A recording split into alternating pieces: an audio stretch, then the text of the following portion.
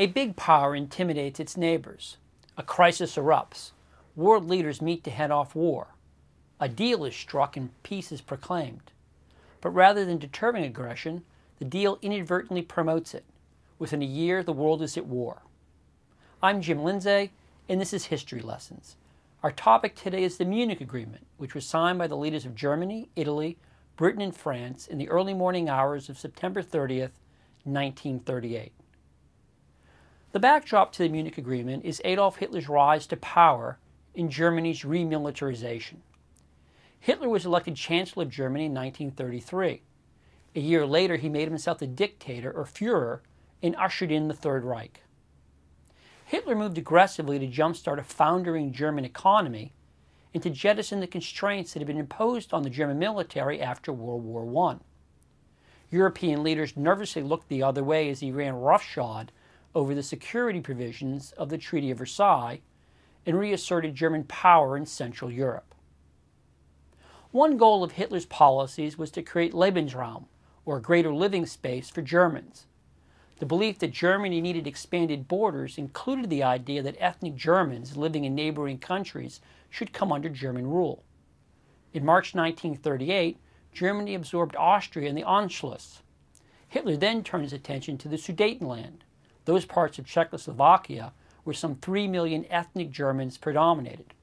Hitler grew increasingly hostile to Czechoslovakia over the course of the summer of 1938. In mid-September, he gave a fiery anti-Czech speech, raising fears that war was imminent. British Prime Minister Neville Chamberlain responded by rushing to Germany for talks to keep the continent at peace. Chamberlain approached his talks with Hitler mindful of how the First World War had laid waste to a generation of Europeans and worried that new technologies like the airplane would make the next war even more horrific. He also worried that the British military was ill-prepared to fight Germany and that the British public wanted peace, not war. So without consulting Czechoslovakian leaders, Chamberlain agreed to Hitler's demand that Germany absorb the Sudetenland. Chamberlain then persuaded the Czechoslovakian and French governments to accept his concession. The details were worked out at two subsequent sets of meetings. The Czechoslovakian government was pointedly not invited to the concluding talks at Munich that finalized the country's dismemberment. On October 1, 1938, Czechoslovakian frontier guards left their posts and German troops moved into the Sudetenland.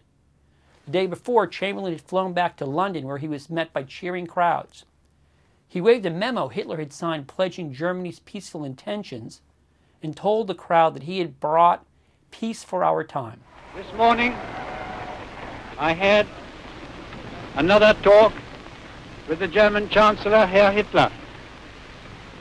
And here is the paper which bears his name upon it as well as mine.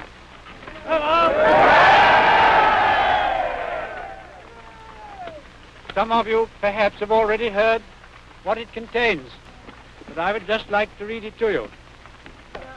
We regard the agreement signed last night and the Anglo-German naval agreement as symbolic of the desire of our two peoples never to go to war with one another again.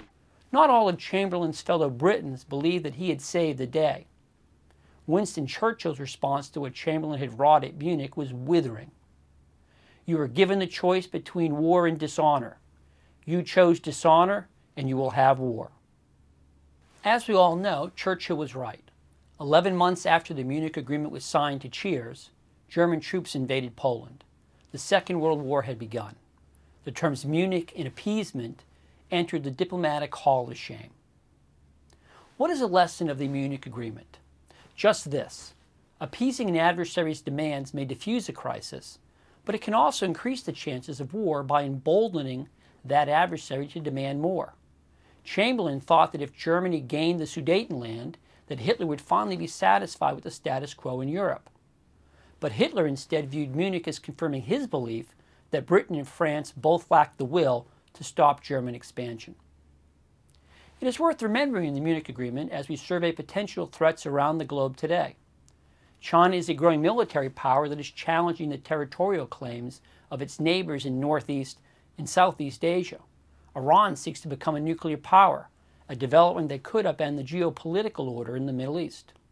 In these and other instances, the United States must weigh the risk that diplomacy and compromise will signal weakness and invite war against the risk that standing firm will poison relations and trigger conflicts that could have been avoided. Unfortunately, which of these risks is greater is usually far clearer when looking backward in history than when looking forward into the future. So here's a question to consider.